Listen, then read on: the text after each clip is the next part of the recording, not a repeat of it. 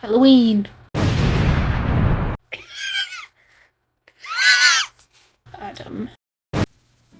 Hello, I'm Mysteries Maddie.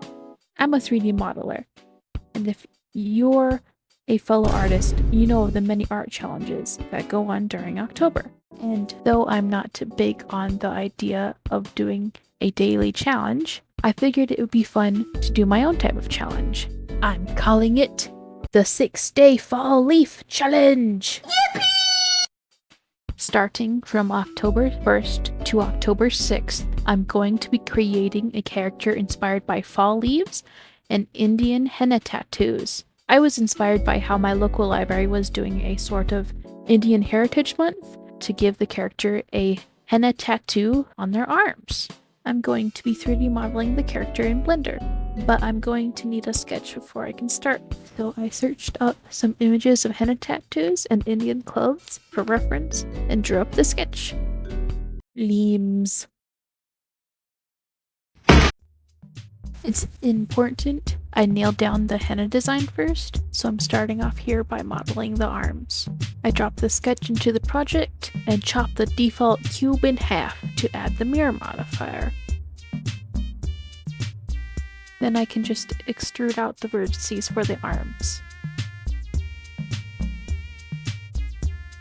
Here you can see me merging the vertices on the sides to make the arm's elbow.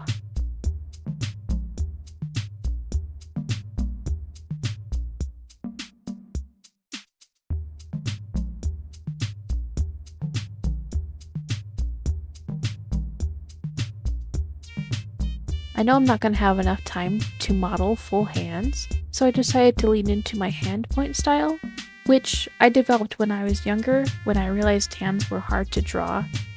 You know, funnily enough, I found 3D modeling hands to be easier than drawing them. Perspective is pretty hard for me. After a bit of shaping, I can put the arms in a T-pose and create the beginnings of the shoulder.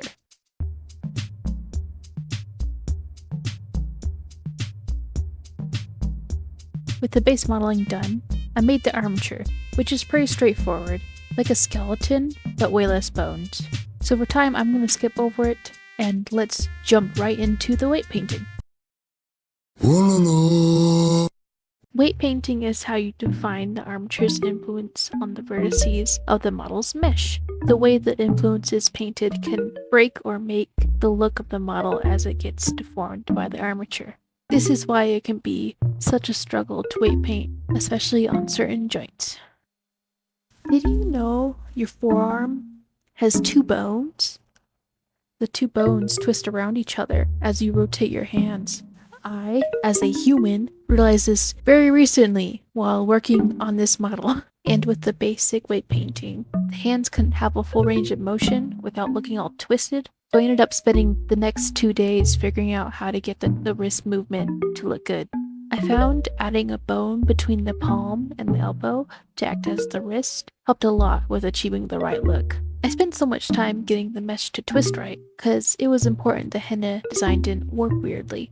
I do think I'm gonna have to look into how people handle this joint more. When looking at the humanoid rig used in Unity, which is commonly used in games like VRChat and 3D VTuber softwares, it doesn't use an extra bone for the wrist. And considering I envision this model being used in animation and VTubing, I might want to go back to this joint later. Anyway, that's what took me a whole day to do. I do have more weight painting to do later, but I'm not going to stop and talk about it until I get to the reflection. To finish up day 3, I gave the arm seams and created the henna design as a texture. I think the recording for modeling the dress and the base sleeves got corrupted, but modeling out the clothes was pretty straightforward. I just made sure to use squares when connecting the polygons, and I split the model into pieces as needed to make work easier later. I gave both of the dress pieces different materials because I envisioned the fabric material would be different, and moved on to the head. Did you know Blender windows can randomly be annoying? I had to end the recording and figure out how to get these 2 windows unstuck. Throughout all my using Blender, they have never gotten stuck like this because they haven't like met up before.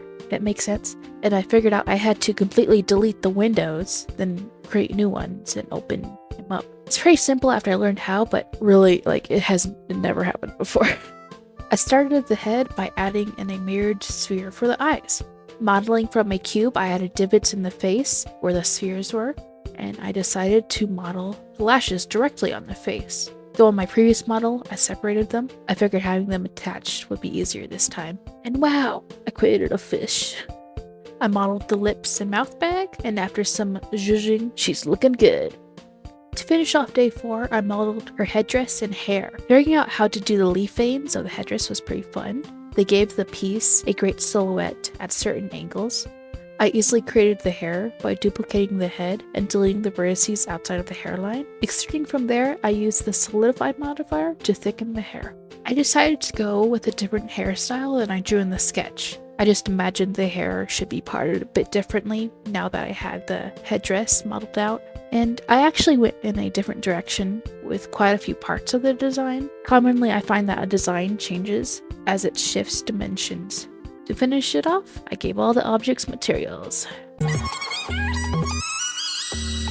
So looking at day 4's work, it matches the sketch, which would mean I'm done with modeling and could move on to other tasks. But I knew as I looked at the references of the beautiful Indian clothes I had collected beforehand, that I should add a lot more detail. So to start day 5, I decided to sketch over a screenshot of the model to figure out how to pull the design together.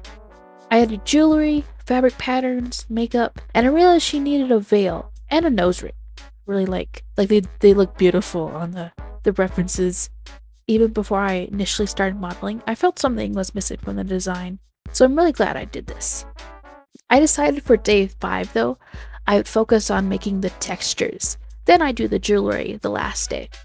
Which, to explain, textures are images that are applied to the polygons of the model, and kind of like clothes, I have to cut the model into pieces with seams. That's what these red lines are across the models. Then I can take those cut up pieces and create a flat image texture. I like to strategically put seams around features that I know I want to have an edge. Like the lashes. I now have a nice edge that doesn't get pixelated when zooming in. I draw for a living. Like, I draw and I do art and I paint and it's the worst.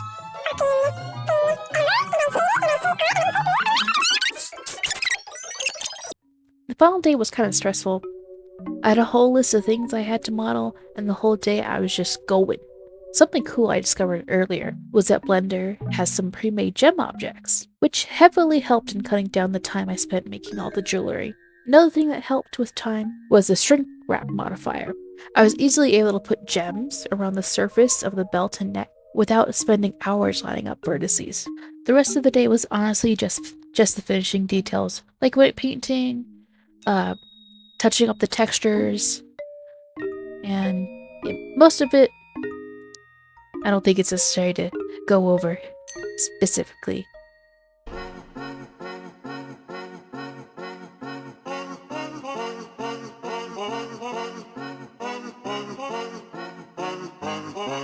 Okay.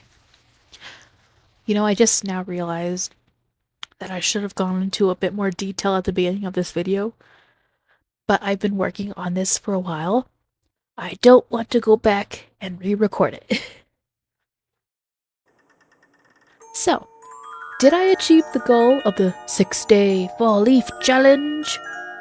I guess.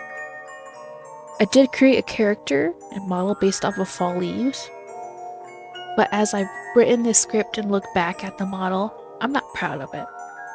You see, most of my problems with the model have to do with the weight painting and how she moves. Things I have a lot of trouble with.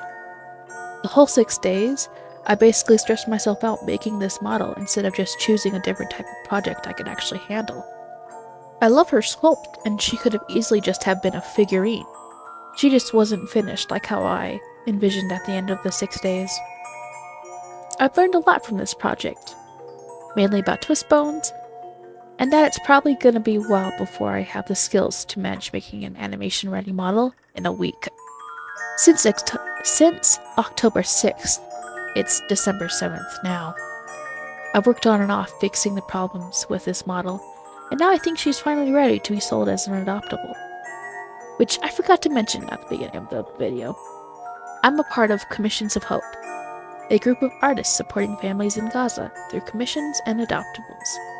I made this character, who I've since named Lorraine, to help raise money for Mohammed Al-Khatib, who is a lawyer in Gaza. His law practice and home were reduced to rubble by Israel's bombs, leaving him and his family without stability and a place to be safe. They need to raise $26,000 to be able to evacuate to Egypt when the border opens. If you adopt Lorraine, you'll not only own her design and 3D model, but you'll also help Mohammed Al-Khatib and his family. Lorraine is going for £600. All proceeds go to lawyer Mohammed's GoFundMe, because payment will be done by donating directly. If you're interested, go to my website linked in the description. Of course, 600 is a lot, but please don't give up on helping lawyer Mohammed and his family.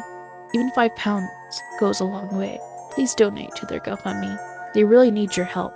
Their GoFundMe will be linked in the description. Well, thank you so much for watching. I'm not sure what I'll do next, but I'm 90% sure it'll be of a pretty girl. And I hate it, and I hate art, and I hate me, and why can't I draw right ever? This sucks.